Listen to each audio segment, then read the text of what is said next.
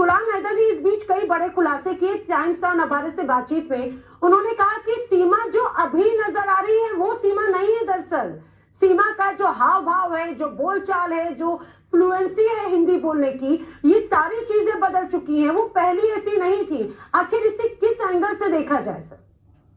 मैं आपके सवाल पे आने से पहले कुछ कहना चाहूंगा, उसके लिए मुझे थोड़ा सा समय चाहिए होगा।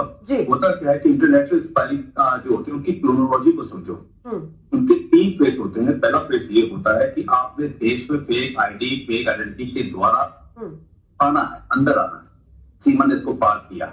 सीमा फेक आईडी के साथ या कैसे भी अपनी आइडेंटिटी बदलकर हमारे देश के अंदर आ गई, वो उसका पहला फेस था।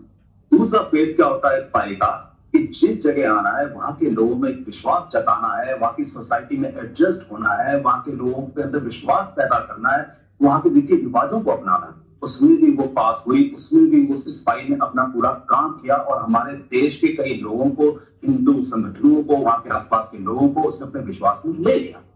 अब बात आती है आखिरी फेस की, हमें इंफॉर्मेशन गैदर करनी है। देखिए, ये विश्वास बनाने में एक समय लगता है, इंफॉर्मेशन गैदर करना तो बहुत दूर की बात है, उसको उसके लिए टाइम चाहिए था। अब बात आती है कि सर्कमस्टेंस और एविडेंस। हमारे पास सीमा हैदर के खिलाफ बहुत सारे सर्कमस्टेंशियल एविडेंसेस हैं, चाहे उसके अंदर उसकी कहते हैं जो चैटिंग्स हो, उसने चाहे पुलिस ऑफिसर्स, आर्मी ऑफिसर्स को कहते हैं चैट करके कहते हैं हनी ट्रैप करने की कोशिश की हो, चाहे किसी और लोगों को कोशिश की हो, चाहे उसके पास ज्यादा से ज्यादा मोबाइल मिले हो, ये सारे सर्कमस्टेंसेस हैं। चाहे उस मोबाइल की रिकॉर्डिंग के अंदर या चैटिंग के अंदर फल फूफी जैसे कोडों का यूज हो, ये भी सर्कमस्टेंसेस हैं। लेकिन आज हमारे पास कोई कंक्रीट एविडेंस नहीं है। कंक्रीट एविडेंस क्यों नहीं है? क्यों एटीएस को कंक्रीट एविडेंस ऐसी नहीं मिल पाई जिससे कि वो 100% ये कह सकें कि ये स्पाई है? वजह एक ही है कि जब क्राइम नहीं हुआ तो एविडेंस कहां से आएगी, जब एक्शन नहीं हुआ तो रिएक्शन कहां से आएगा, जब उसने अपना तीसरा फेस शुरू ही नहीं कर पाई, उससे पहले वो एक्सपोज हो गई और एक्सपोज होने से पहले वो 2 महीने अपने आप को हाइड रखती है। आपको समझना होगा कि जब वो 2 महीने अपने आप को हाइड रख रही थी, हाइड रखने के बाद वो पकड़ी गई है, उसके बाद एक्सपोज हुई है और एक्सपोज होने के बाद एविडेंस, हमें ऐसा लगता है कंक्रीट एविडेंस मिलना बहुत मुश्किल होगा। उसकी वजह भी है क्योंकि आज हमारे पास सीमा और सीमा के बच्चे, सचिन, मीणा की कहते कुछ फेक आईडी और इनकी स्टेटमेंट को हम क्रॉस चेक कर सकते हैं। पाकिस्तान हमारी कोई मदद करेगा नहीं। लेकिन सर इस बात को लेकिन आप मुझे बताइए, मेरा सवाल जो मैं भी सर से पूछ रही थी आरएसएन सिंह साहब से, कि अगर कोई स्पाई के तौर पर आता है तो वो अपने आप को इस तरह से एक्सपोज क्यों करेगा कि मैं पाकिस्तान से आई हूँ, मैं अपने बच्चों के साथ में आई हूँ, मैं किस तरह से कनेक्ट हुई हूँ, इस रास्ते से आई हूँ, वहां पर मैं रुकी हूँ। आखिर इस पैटर्न को लेकर क्या कहेंगे सर? देखिए, आपको ये समझना होगा कि जब वो 2 महीने हाइड थी तब उसने किसी कुछ बताया था क्या? नहीं बताया था ना।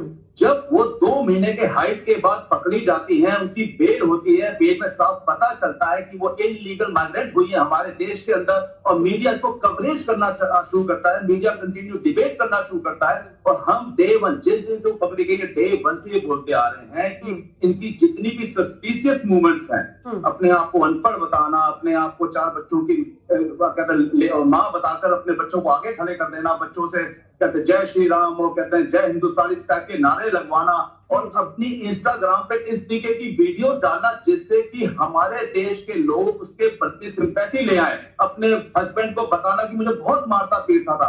अरे हमें समझना होगा। मैं संजीव जी, मैं AK सिवाज साहब का रुख करूं, लेकिन एक बात जरूर बताइए, आज का दौर जो है वो सोशल मीडिया का है। आप और हम बहुत वक्त सोशल मीडिया पर, मोबाइल पर या हमारे स्क्रीन शेयर टाइम रहता है, लेकिन मैं पिछले कुछ टाइम में देख रही थी कि ऐसा लगता है कि सैकड़ों प्रोफाइल सीमा हैदर के नाम से या उसके के इसी कीवर्ड्स के साथ में बन चुकी हैं। तो क्या ये भी एक पैटर्न है और उसमें आपको एक ही तरह की वो सारी चीजें नजर आती हैं?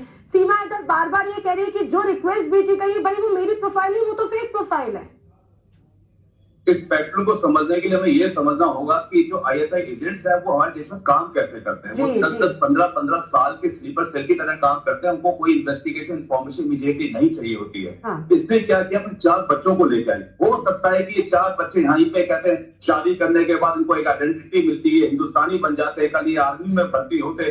भाई 7-8 साल के बच्चे हैं, 10 साल के बच्चे हैं, 10-15 साल के बाद आर्मी में भर्ती होने वाले हो।